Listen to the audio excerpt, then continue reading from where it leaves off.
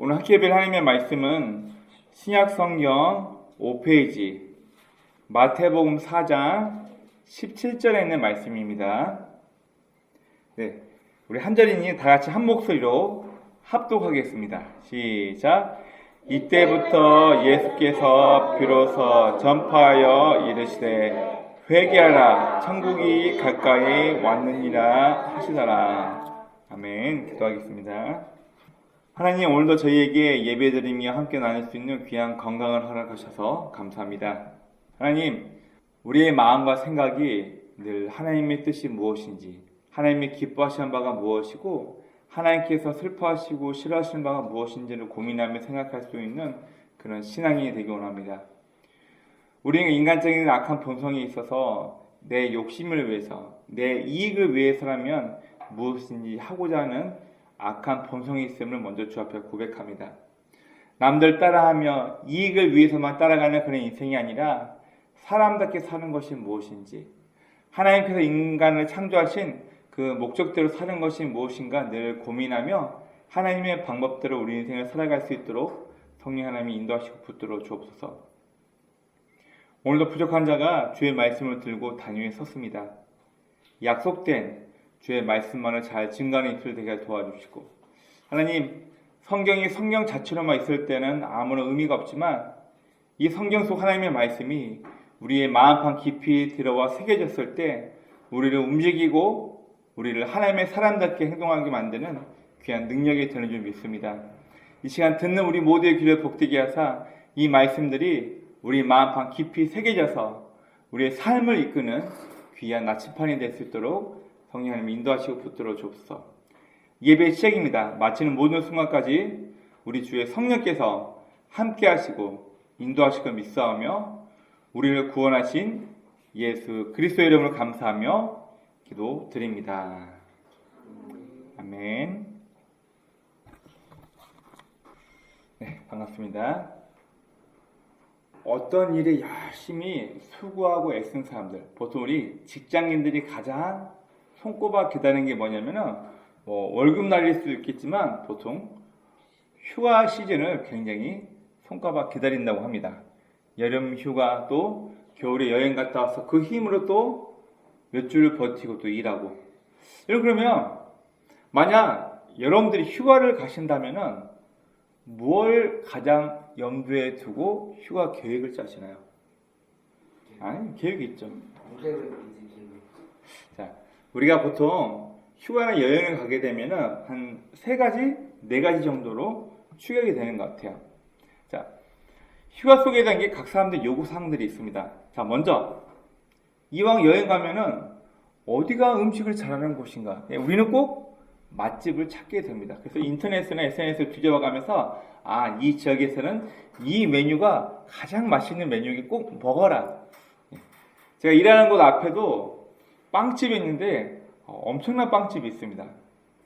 모든 서울 북촌에 오는 모든 관광객들 꼭 한 번씩은 들리는 곳이라서 다 인스타로 찍고 빵 사가느라고 30분 이상을 웨이팅해야지만 빵을 사갈 수 있기 때문에 제가 보니까 줄을 미리 딱 걸어놓고 밥을 먹고 난 다음에 또 줄 서서 그 다음 빵을 받아가더라고요. 근데 이 빵 가게가 오후 2시 반에서 3시 되면은 다 솔드아웃, 다 팔려나가지고 더 이상 빵을 안 팔 정도로. 이렇듯 우리는 여행을 가나 휴가를 가게 되면은 어느 지역에 맛있는 음식이 있는지 맛집을 꼭 찾아보게 됩니다. 다음 2번째, 어디가 핫플레이스인지, 가장 가기 좋고 놀기 좋고 이곳이 명소다. 이러면 핫플 그러는데 가장 뜨겁게 사람들이 자주 방문하는 곳을 핫플레이스라는데 어디가 이 동네, 이 고장의 핫플레이스인가? 거기를 먼저 찾게 됩니다. 자, 그리고 휴가를 단순히 먹고 놀러 가는 것보다는 나는 좀 쉬어야겠다. 몸이 피곤하니까 좀 쉬다 와야겠다. 이러신 분들은 바닷가라든지 오션뷰가 보이고 잘 놀기 좋은 그런 것보다 쉴 수 있는 휴양지란 말도 있죠. 그냥 쉬고 올 수 있는 그런 곳을 많이 찾다 보니까 어디 호텔이, 어디 리조트가 객실이 좋고 아침 조식이 잘 나오더라. 이걸 보고 휴가 계획을 짜시는 분도 있습니다. 그리고 가장 중요한 건 누구랑 갈 거예요? 남자들끼리만 갈 건지, 아니면 친구들끼리만, 아니면 부모님 모시고 가족끼리만 누구와 함께 여행을 갈 건지에 따라서 우리의 여행 계획 또한 바뀌게 됩니다. 자, 이렇듯 우리는 휴가를 간다, 여행을 간다 했을 때에도 각 사람들 마음속에는 나는 이번에 꼭 거기 가서 이거 맛집 가야지, 이번에 여기 가면은 꼭 이 동네 놀러 가야지, 이번에 여기 가면은 어디 리조트가 좋다고 하니까 꼭 들려야지. 우리가 보는 TV 프로그램 같은 것도 보면은 어디 고속도로 휴게소가 맛집이더라. 심지어 외국인들은 우리나라 오면은 바나나 우유를 꼭 사 먹는데요. 바나나 우유가 외국 사람들에게는 아주 신선한 과일, 바나나가 들어간 우유였으니 모르겠지만 꼭 바나나 우유를 사서 인증샷을 찍고 먹는다고 합니다. 자, 이렇듯 사람들은 누구나 자신만의 목적을 가지고 자신만의 원하고 있는 요구사항이 있는 상태에서 여행을 계획하고 준비하며 여행을 떠나게 됩니다. 그럼 제가 아침부터 왜 여행 얘기를 꺼냈냐면은 우리 인간에게 있어서는 누구나 원하고 소망하는 바가 다 있습니다. 내 소원 성취, 내가 원하는 목표가 이루어지길. 여러분, 그런데 우리가 교회를 다니고 예수 그리스도의 복음을 받아들인다고 하지만 하나님께서 우리에게 직접 주시고자 하는 복음의 내용이 다르고 우리가 요구하고 원하는 복음의 내용이 너무나도 다르다는 것을 많이 경험하게 됩니다. 여러분, 복음이란 말 그대로 영어로 good news, 좋은 소식입니다. 무엇이 저와 여러분에게 좋은 소식인가요? 이번에 아파트에서 샀는데 이렇게 올랐다더라. 야, 이번에 땅을 샀는데 주식을 샀는데 4배, 5배 올라가지고 야, 이번에 코인을 샀는데 잘 됐어.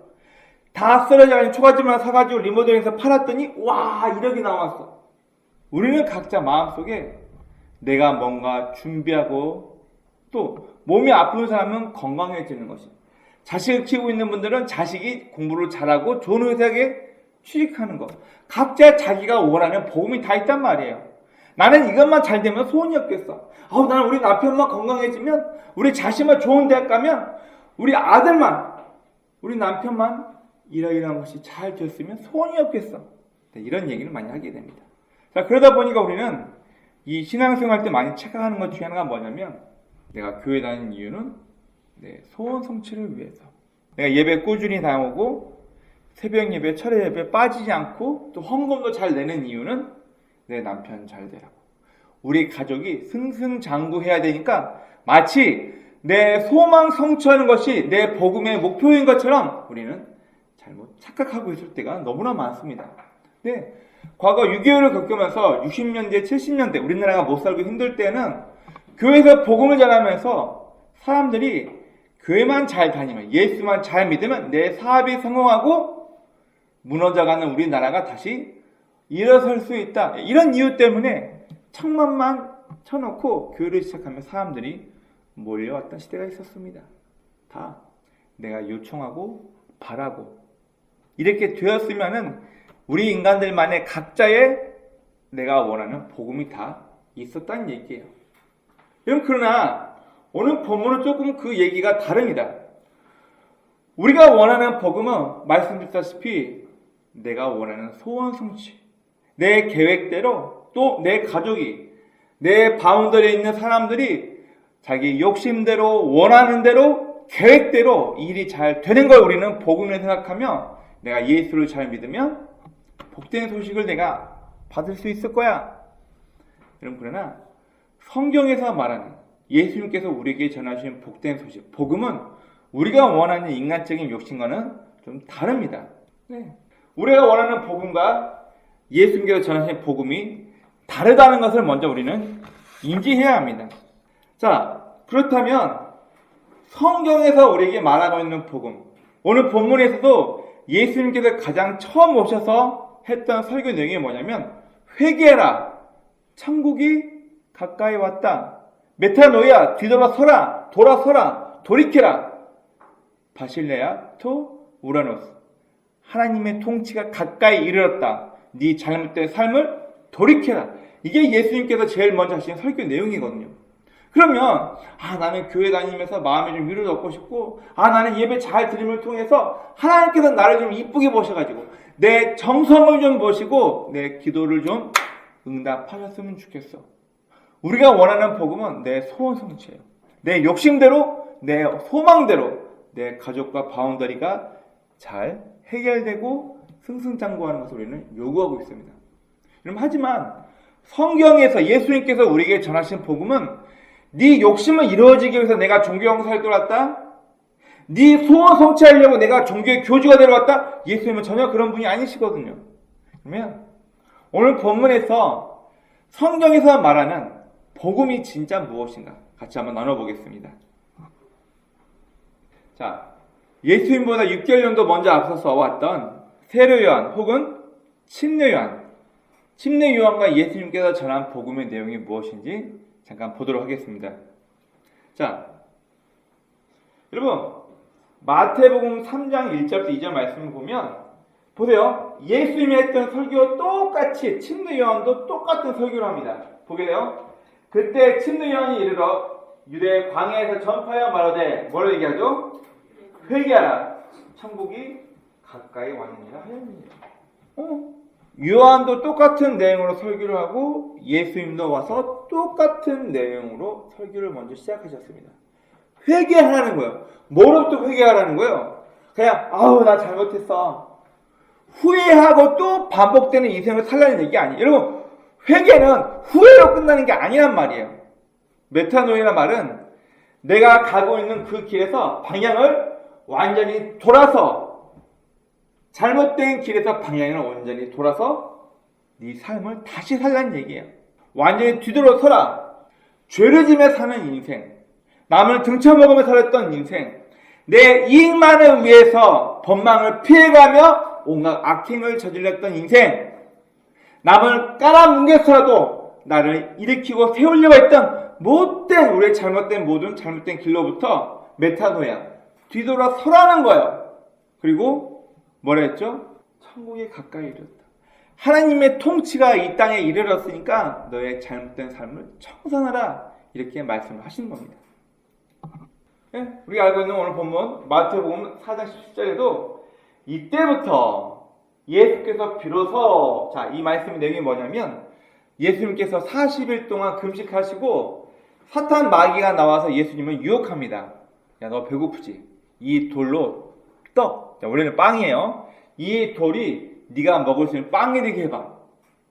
예수님께서 말씀을 물리치시죠. 다음 성전 꼭대기로 올라가가지고 야 여기서 너 뛰어내. 그러면 천사가 네 발을 받치면 너는 슈퍼스타가 될 거야. 너는 한순간에 모든 백성들이 추앙하는 너는 메시아가 될 거야. 예수님은 십자가로 돌아가시러 왔는데 백성들이 추앙받는 영웅이 되어버리면 돌아가시기 힘들어져요. 마귀가 예수님에게 그렇게 유혹합니다. 그리고 천하 만국이 다 보이는 높은 곳으로 예수님을 끌고 가서 야 이거 다 보이지? 이거 다 너한테 줄게. 너 나한테 복종해. 이거 보이는 거 다 너 줄 거니까 나한테 꿇어 엎드려 절해. 그러면 내가 이거 다 넣어줄게. 예수님께서 사탄의 모든 시험거리를 다 통과하시고 이때부터 예수께서 비로소 전파해 이르시되 뭐라고 얘기했죠? 회개하라. 천국이 가까이 왔느니라. 네, 그리고 컨트롤 C, 컨트롤 V죠. 네, 요거 빼고 침례 요한도 예수님도 가장 먼저 오셔서 했던 설교가 바로 회개하라, 되돌아서라, 그리고 하나님의 통치가 가까이 이르렀으니 하나님의 통치를 받는 삶을 살고 잘못된 악한 삶으로부터 뒤돌아서라라고 우리에게 말씀을 하십니다. 우리가 원하는 복음, 나에게는 지금 내 남편이 병에서 고침받는 게 복음이에요. 나에게는 지금 집 없는 솔롬이 있으니까 남한테 손해보지 않고 또 아픈 마음 품지 않고 살 수 있는 좋은 집 한 채 있는 거예요. 나에게 지금 좋은 배우자 만나서 결혼하는 게 나에게 복음이에요. 나에게 지금 내 수중에 내 통장 잔고에 돈이 많이 있는 게 나에게 복음이에요. 그러나 성경에서 말하는 복음은 좀 다릅니다. 자, 첫 번째 아까 말했죠. 메타노이아, 회개하라. 네 잘못된 삶의 태도로부터 잘못된 길에서 뒤돌아서라. 아유 나 이러면 안 되는 또 이랬네. 후회하고 끝나는 게 아니에요. 아우 나 다시는 이놈의 술 안 먹어야지 하고 또 술 먹으러 가. 내가 괜히 사람들한테 퍼지고 괜히 마음에 상처받고 내가 다시는 이렇게 하나 봐라. 또 상처받고 힘들어. 후회가 아니에요. 네 삶을 완전히 뒤돌아서라. 잘못된 길에서 돌아서라고 먼저 얘기하고 있습니다. 그리고 두 번째, 하나님의 통치를 받아들여라. 네 욕심대로 남들이 이렇게 해야지 잘 산다더라. 너도 남들처럼 고급 아파트에 고급 외제차에 통장 잔고가 얼마 이상 있어야지 남한테 자랑하면서 사는 인생을 살 수 있으니까 너도 무조건 좋은 대학 가야 돼. 무조건 돈을 모아야 돼. 무조건 비싼 아파트에 가야 돼. 여러분, 삶의 목표가 좀 이상하지 않나요? 어쨌든 한 산다가 우리는 다 죽어요. 강건하면 80, 요즘은 뭐 100세? 어떻든 사람을 살다가 죽어요. 언제까지 남 쫓아다니면서 남들 원하는 인생을 사실 겁니까? 여러분 하지 마세요. 그냥 내가 원하는 인생 사세요. 예수님께서 왜 자꾸 복음을 얘기하시냐면 남들 쫓아가면서 너도 남들처럼 살아야 돼. 너도 좋은 대학 가야 되고 너도 그래야지만 좋은 직장 가서 돈 많이 벌고 행복하게 살 수 있으니까 모든 삶의 기준이 돈이 되고 물질이 되었어요. 우리가 언제부터 부자를 잘 산다고 얘기했나요? 네? 여러분, 부자면 잘 사는 건가요? 좀 말을 좀 고쳐봅시다. 부자면 잘 사는 거예요? 아니요. 부자는 돈이 많은 건데 우리는 자꾸만 인식이 부자, 돈이 많으면 뭐든지 다 할 수 있으니까 쟤네 집 잘 살아. 그냥 부자라고 얘기하세요. 왜 잘 산다는 표현으로 내 소망과 꿈이 돈 많은 저 사람에게 있는 것처럼 왜 말을 자꾸 그렇게 하세요? 우리는 말부터가 누군가를 부러워하는 인생으로 이미 만들어져 있어요. 그런 말 쓰지 마세요. 저 사람은 돈이 많은 부자라고 하고 잘 산다는 뭐냐면 돈이 많고 적고를 떠나서 내가 부러워할 만큼 가정이 화목하고 내가 부러워할 만큼 부부 사이가 좋고 여러분 이런 걸 잘 산다고 하지 않나요? 근데 우리는 돈이 많고 적고로 쟤 못 살아. 쟤 잘 살아. 뭐래요? 우리 학생들도 나이키, 아디다스. 자, 우리 여성분들은 샤넬이나 구찌. 자, 이번에 처음 한 메이커도 있어요. 에르메스. 이런 백 정도는 들어줘야지 부러움을 사는 인생. 우리가 그런 거짓된 남들 따라하는 이런 잘못된 인생 목적을 갖고 있다 보니까 하나님께서는 예수님께서는 오시자마자 심리언도 마찬가지죠. 회개라, 돌아서라, 그리고 메타노이아, 그리고 바실레아토 우라노스. 하나님의 통치를 받아들인 인생이 되어라. 하나님의 방법대로 인생을 살게 되면 우리 인간의 창조 목적대로 살 수 있기 때문에 내가 너희를 지은 목적이 있는데 여러분 제가 들고 온 이거는 포인터입니다. 제가 이걸 가지고 전화하려고 했어요. 왜 이래? 왜 전화가 안 되지? 제가 이걸 가지고 망치 대용으로 때려요. 얘를 만든 목적대로 살고 있나요? 아니요. 얘를 만들 때는 사람도 다 뭔가를 계획하여서 이 용도에 맞게 물건을 만들어서 이 물건을 우리가 필요에 따라서 구입해서 사용하게 되죠. 여러분, 우리 인간도 하나님의 목적과 의도가 있었기 때문에 그 방법대로 만들어진 창조받은 존재이기 때문에 우리는 하나님의 방법대로 살아야 가장 인간답게 살 수 있다는 걸 꼭 기억하셔야 합니다. 세 번째, 복음이란 것은 안 지켜도 돼. 예수님이 오셨기 때문에 율법 필요 없어. 여러분, 상당히 위험하고 잘못된 사고입니다. 예수님께서 오셔서 뭐라 말씀하셨냐면 율법의 1.1획이라도 다 내가 완성시키시겠다. 예수님이 어떻게 비유하시냐면 율법이 마치 그물망처럼 이렇게 있다면 큰 물고기들은 걸리고 작은 물고기들은 다 도망가 버리잖아요. 율법이라는 것은 내가 와서 율법을 모기향처럼 촘촘한 고물로 해서 누구든지 이 율법을 범하게 되면 다 걸리게 만들겠다. 이 말은 뭐예요? 너 죄 짓기만 해봐. 이리 와. 너 율법 어기기만 해봐. 이런 의미가 아니란 말이에요. 우리에게 율법을 지키는 얘기가 뭐냐면 그 율법 속에 담겨져 있는 하나님의 마음을 이해하라는 거예요. 자, 제가 설교할 때 종종 카나프, 우리 한국말 번역에서는 주의 날개, 주 날개 및 내가 평안히 쉬네. 이 주의 날개라는 성경 원어를 보면 히브리 말로 이 날개란 말이 카나프예요. 이 카나프란 걸 해석해 보면 이게 뭐냐면 약자 보호법이에요. 이스라엘은 지금도 농사를 짓거나 과일을 재배하게 되면 자, 이 네모난 땅이 있다 해봅시다. 그러면 고아와 과부와 그리고 가난한 자들을 위해서 뭘 남겨놓아야 되냐면 모퉁이 땅은 추수하면 안 되고 남겨놔야 돼요. 우리 과거 우리 조상들도 과일을 딸 때 자 이거는 까치밥이고 새밥이다 해서 꼭 남겨놓습니다. 자 그런 의미 동물을 생각하고 과일을 다 따지 않는 것처럼 이스라엘은 지금도 추수 때가 되면은 자, 이런 땅이 있으면 모퉁이의 땅은 고아와 과부를 위해서 남겨놓으라고 합니다. 자 그러면 어디가 모퉁이에요? 그 병이 아니 병이 안 됐고. 자, 여러분 이만큼만 지켜도 나는 율법을 지킨 거야. 모퉁이 땅이니까. 근데 모퉁이가 하나, 둘, 세 개, 네 개, 이만큼만 내 귀퉁이만 남겨놓고 추수 다 해버려도 나는 율법 지킨 거예요.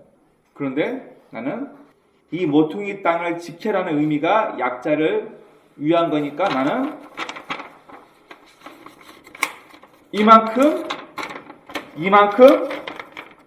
이만큼을 다 남겨놓고 나는 추수를 해야지. 여러분 그러면 이만큼을 모퉁이 땅 남겨놓고 율법을 지킨 거고 이만큼을 남겨놓고 모퉁이 땅을 남겨놓고 율법을 지킨 것도 하나님의 말씀을 지킨 거예요. 그러면 이 모퉁이 땅 남겨라는 카나프 진짜 하나님의 마음이 뭐예요? 너 지키냐 안 지키냐 보자 이거예요? 아니요. 하나님께서 이 카나프 모퉁이 땅을 남겨놓는 건 뭐냐면은 바로 이 율법에는 약자를 보호하기 위한 하나님의 마음이 있다는 거예요. 그러면 모퉁이 땅을 남겼을 때 이만큼만 남긴 사람 율법 지키고 이만큼을 남긴 사람도 율법을 지킨 사람인데 과연 이 두 사람 중에 누가 하나님의 마음을 이해하고 율법을 지켰나요? 많이 남긴 사람. 많이 남긴 사람. 많이 남긴 사람. 율법이라는 건 단순히 나는 지켰으니까 정당하고 너는 못 지켰으니까 너는 비난받아 마땅해. 이런 나 자신을 우월하게 하려고 만든 것이 아니라 여러분 율법이라는 것 자체가 고아나 과부나 사회적 약자를 돕기 위한 하나님의 마음이 이미 심겨져 있단 말이에요. 바로 그 하나님의 마음을 아비의 마음을 아들에게 전달하기 위해서 예수님께서 오셨다고 얘기합니다. 그리고 구약의 마지막 성경 말라기서에서도 침례 요한을 지칭해서 뭐라고 했냐면 아버지의 마음을 자식에게 전해주러 왔다. 그게 바로 침례 요한이다. 이렇게 소개하고 있습니다. 네, 바로 여러분 성경에 말한 이 복음 잘못된 길에 돌아서라. 하나님의 통치를 받아들이는 인생을 살아라. 그리고 율법에 대해 하나님의 마음을 이해해라. 이게 다 뭐냐면은 바로 하나님께서 인간을 창조한 그 목적대로 삶을 살아가라고 우리에게 명령하고 있는 것입니다. 여러분 한번 생각해 봅시다. 우리가 마태복음부터 사복음서를 쭉 볼 건데 예수님께서 이렇게 가시는 곳마다 한 400명, 500명씩 사람들 쫓아내었어요.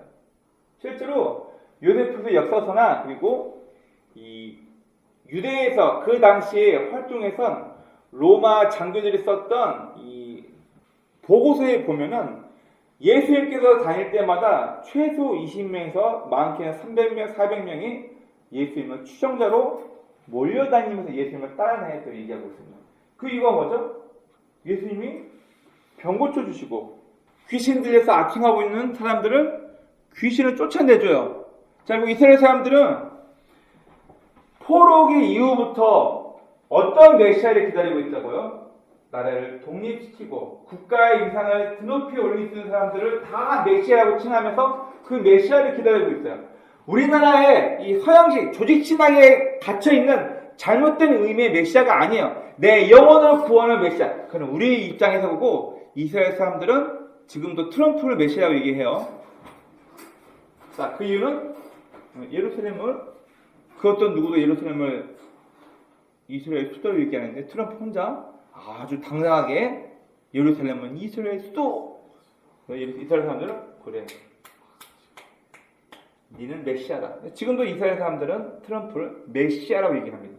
그럼 만약 예수님께서 이 땅에 오신 목적이 병 고치는 게 목적이고 귀신 쫓아내는 게 목적이고 가난한 자에게 부와 명예를 주는 게 목적이었다면 그러면 예수님께 치유받지 못한 사람은 버림받은 사람이에요.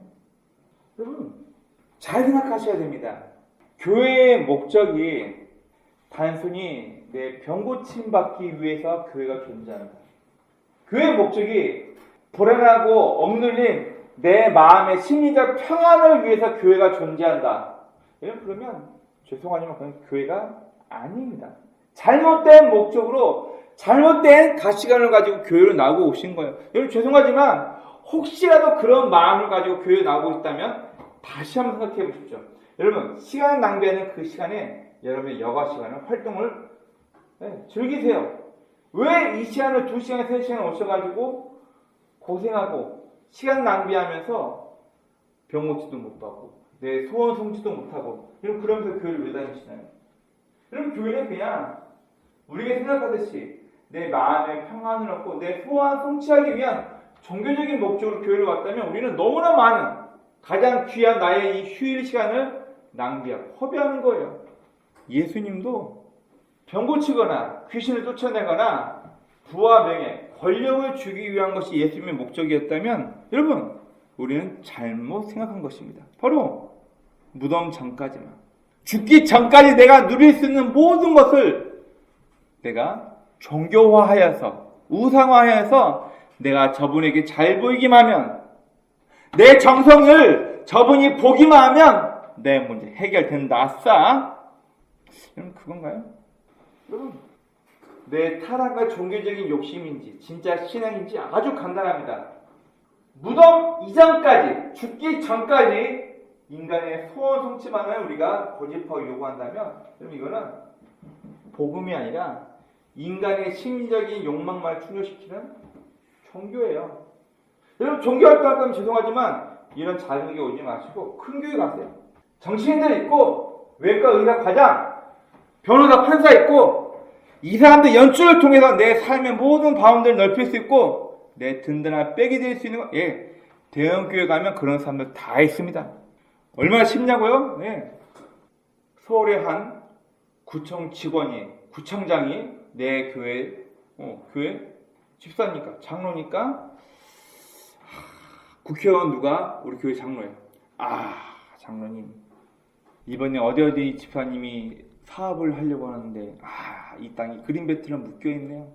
이분이 이 사업이 잘 되면 그린벨트가 풀리면 교회 새로 이번에 우리가 원하는 교육관 건축을 한다고 10억을 내놓는다고 하는데 어떻게 하면 좋을까요? 목사님 이래가지고 그린벨트 다 풀려요. 우리나라뿐만이 아닐 거예요. 다 이런 식으로 백으로 누구누구 관계를 통해서 여러분 이런 걸 원하시면 죄송하지만 작은 교회 오지 마시고요. 그냥 큰 교회 가서 종교활동 잘 하세요. 우리의 신앙생활은 무덤 이전까지 내가 누리고 즐길 수 있는 인생에서 내 소원 성취만을 원하고 바란다면 여러분 그건 종교예요. 종교. 신앙이 아니란 얘기야. 그런 종교를 원하시면 대형교회 가서 내 억울함을 좀 도와줄 수 있는 이번에 술 취해 뺑소니 친 내 아들내미 좀 구원하기 위해서 아주 유명한 로펌 판사가 있는 변호사가 있는 거기로 가세요. 그러면 다 해결됩니다. 여러분 오늘 우리가 읽었던 이 본문에서는 가장 먼저 뭐가 잘못됐지?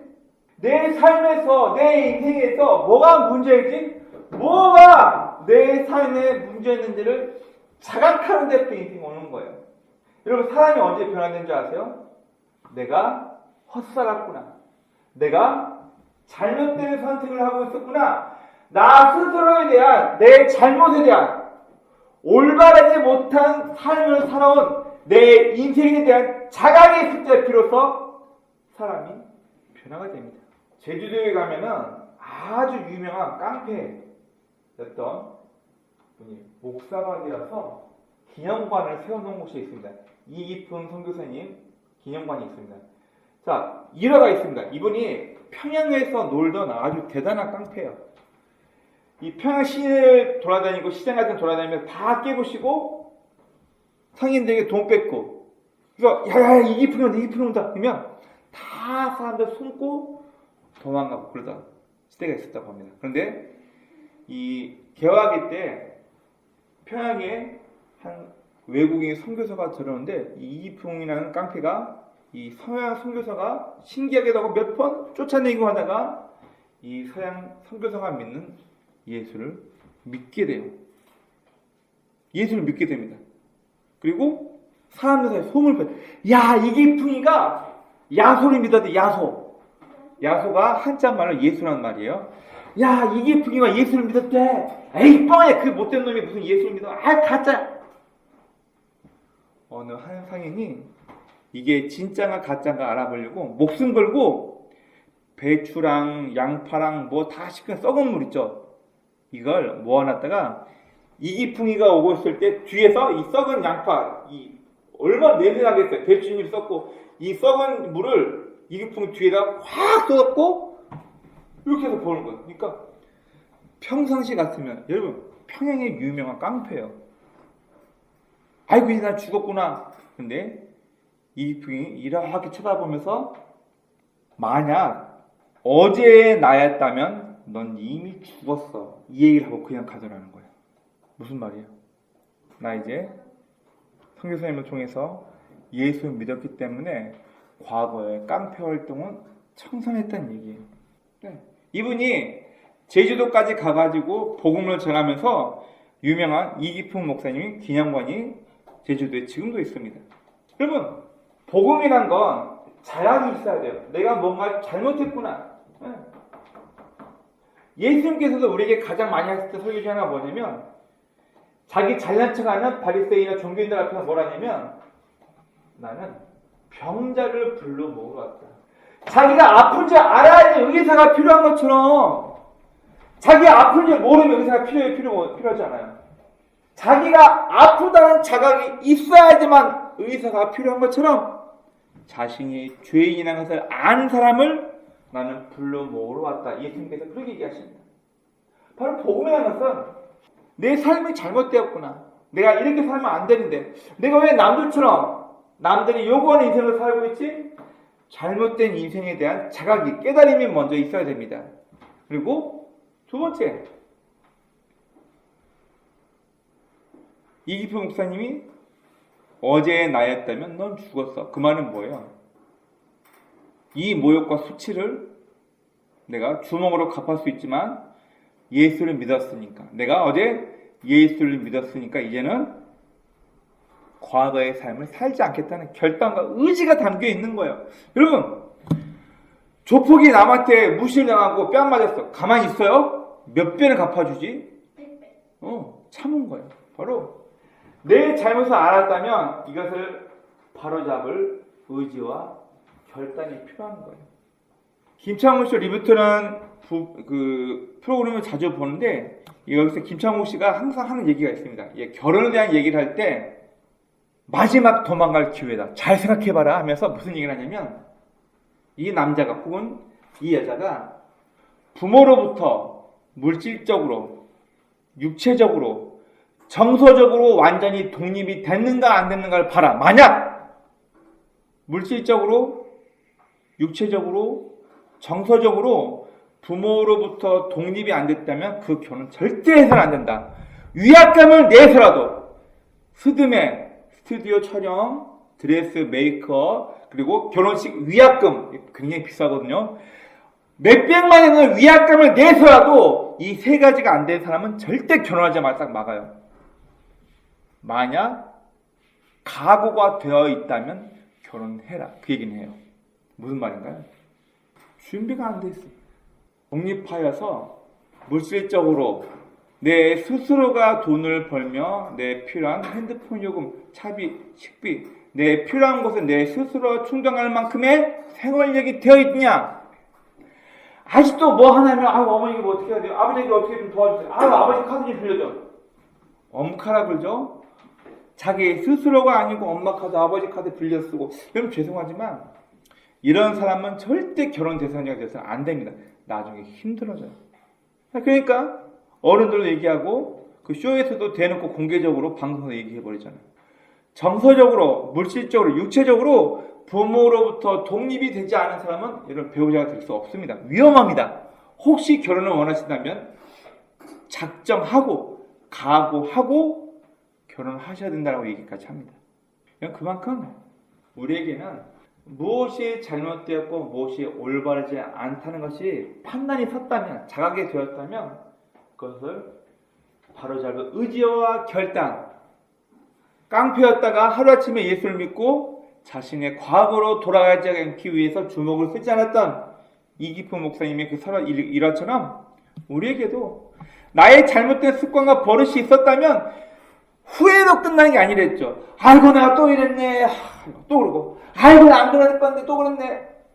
후회로 끝나버린 것은 후회일 뿐 회개가 아니라는 얘기예요.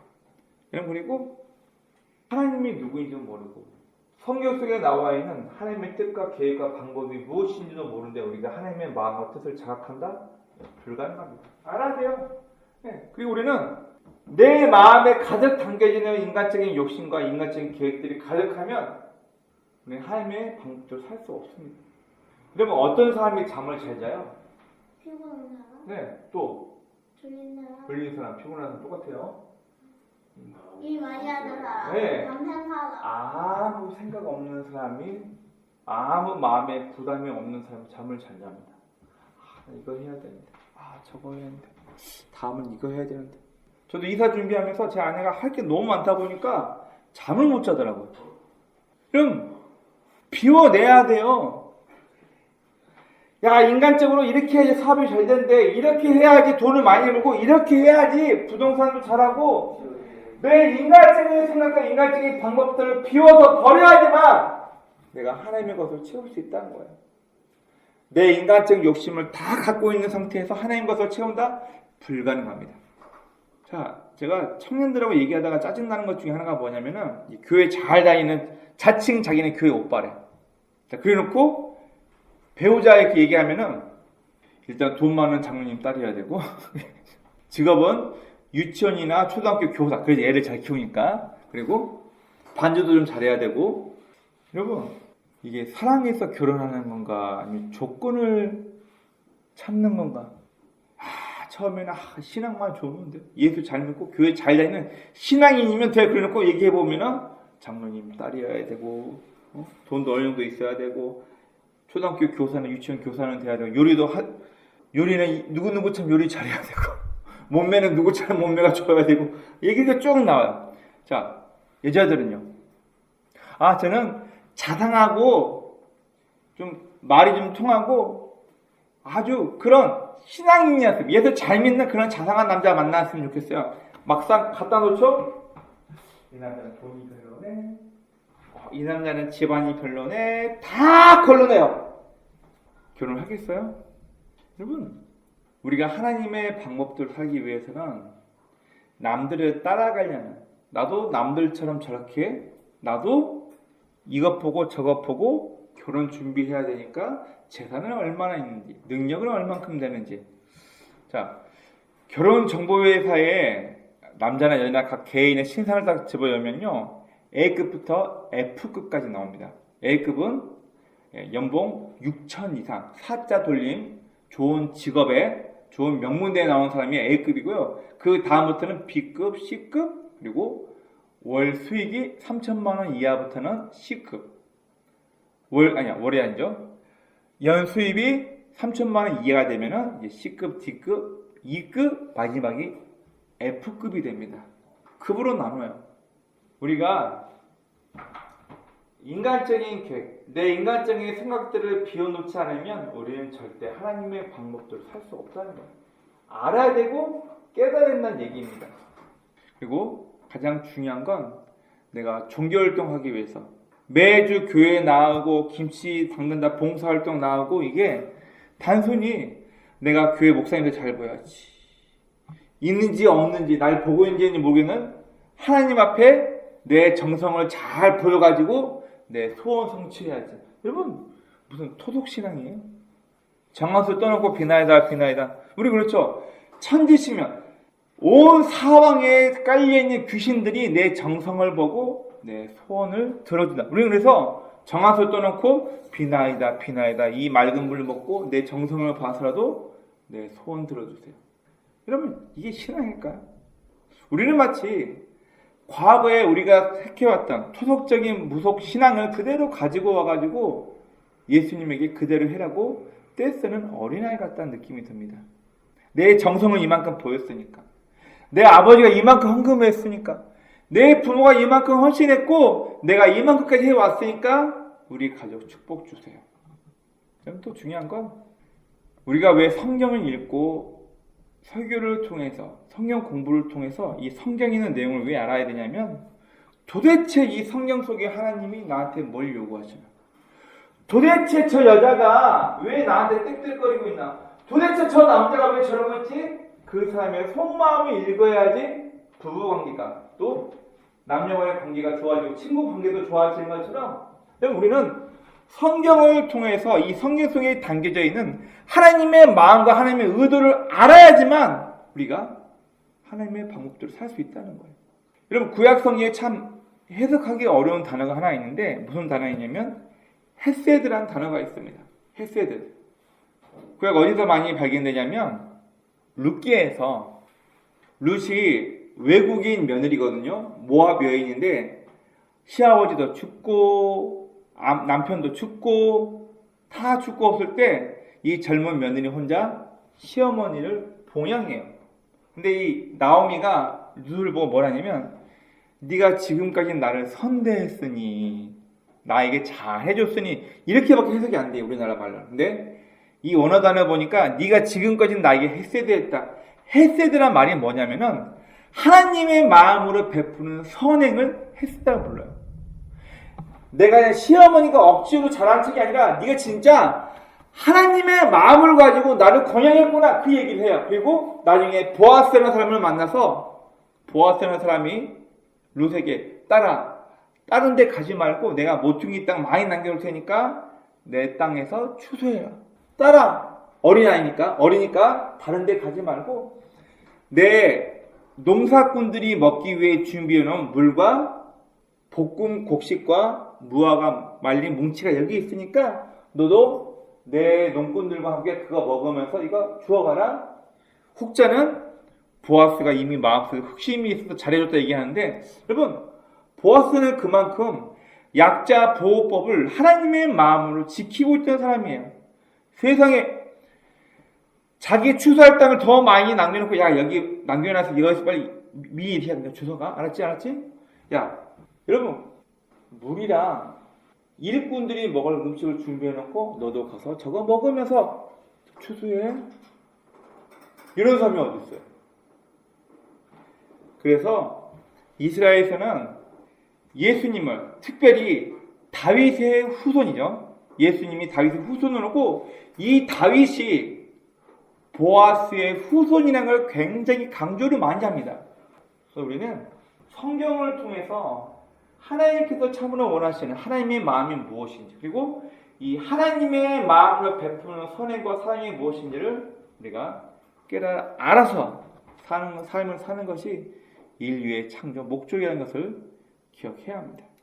그럼 다시 한번 정리하자면, 복된 소식이라는 것은 나 부자 되는 것, 나 이번에 아파트 살 수 있다, 야, 이번에 내가 청약한 아파트 당첨됐어, 내가 사둔 주식이 이번에 10배가 올랐어, 우와. 여러분, 내 인간적인 욕심을 위한 것이 아니라 성경에서 말하는 진짜 복음이란, 먼저 우리가 하나님 나라를 바르게 이해해야 돼요. 막연하게 죽고 난 다음에 가겠지. 예수 천당 불신했으니까, 나 예수 잘 믿었으니까 난 지옥 안 가고, 막연하게 죽은 다음에 어딘지 여기 있나 저기 있나 어디 있는지 모르는 천국에 가겠지. 이게 아니라 복음이라는 것은 하나님 나라가 무엇인지에 대해서 이해가 필요합니다. 천국이란, 우리 항상 얘기하죠. 바실레야 토호 우라노스. 하나님의 통치가 있는 이 땅이나, 이게 천국이라는 얘기예요. 죽은 다음에 막연히 가는 것이 이게 아니라 내가 이 땅에서부터 하나님의 방법대로 하나님의 통치대로 인생을 살고 있다면, 여러분, 예수님은 천국이 여기 있다 저기 있다가 아니라 여기 있는 거예요. 내가 지금 하나님의 방법대로 인생을 살고 있는지가 중요한 것을 얘기하고 있습니다. 그리고 복음이라는 것은 내 삶의 현주소가 어디인지를 바르게 파악하는 데에서, 자각하는 거에서 시작이 됩니다. 돈 많으신 분이라 할지라도 지금 당장 내 인생을 정리하고 죽어야 된다고 했을 때 후회가 된다? 이렇게 살지 않았고 원망이 된다? 인생 잘못 산 겁니다. 제가 한 15년 전쯤에 국민은행에서 주최한 이제 좀 돈 있는 사장이나 기업 회사들 간부들 모아놓고 무슨 세미나 하는데 제가 한번 그 사진 촬영을 간 적이 있습니다. 그때 수많은 회장들도 있었는데 제가 누구랑 같이 방을 썼냐면 병원장들 4명 모여있는 방에 같이 가 있었어요. 그럼 이 병원장 말 그대로 중소형 대형 병원의 원장이에요. 주인이 오너예요. 돈 많겠죠? 근데 이 병원장 넷이 모여가지고 한다는 얘기가 후회가 된대요. 인생 헛산 것 같아요. 재산은 그렇게 많고 떵떵거리며 살 수 있는데 인생이 보람되지 않고 낙이 없대요. 그래서 자기는 나중에 인생이 주어지면 자기는 이렇게 안 살 거라고. 남들 부러워하는 모든 돈을 다 갈고리고 그런 뭘 얼마나 부러워요. 돈 많으니까. 그렇게 인생을 살고 있는데 자신의 인생 다시는 이렇게 안 살 거래요. 돈 많으면 좋은 거 아니에요? 자신의 인생에 대한 자각이 있어야지만 새롭게 고칠 수 있는 것처럼, 그리고 복음이라는 것은 내 삶이 어떤 삶을 살고 있는지, 또 내가 앞으로 하나님의 통치를 받는 인생을 살기 위해서 잘못된 내 삶의 태도를 버려야 할지 이걸 갖고 가야 할지 깨달아야 한다는 얘기입니다. 그리고 세 번째, 남들의 방법대로. 이거는 SNS, 인스타 올려야 되니까, 남들 앞에 보여야 하니까. 여러분, 남들 앞에 자랑하는 인생이 아니라 내 스스로가 하나님의 방법대로 인생을 살고 있는지, 나는 하나님의 통치대로, 하나님의 방법대로 인생을 살고 있는지에 따라서 내가 이 복음대로 살고 있는지, 복음을 모르는 사람처럼 살고 있는지가 갈리게 됩니다.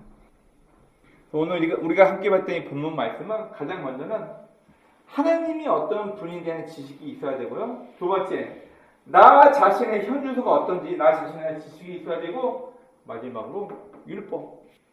하나님께서 우리에게 원하시는 율법에 대한 지식이 무엇인지, 율법에 숨겨진 하나님의 마음이 무엇인지를 이해해야지만 우리가 복음대로 하나님의 방법대로 인생을 살 수 있습니다.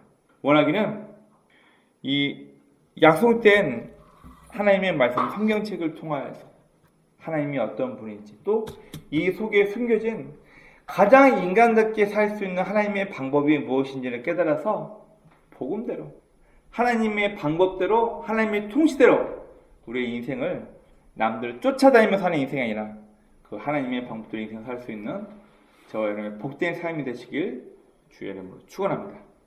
아멘.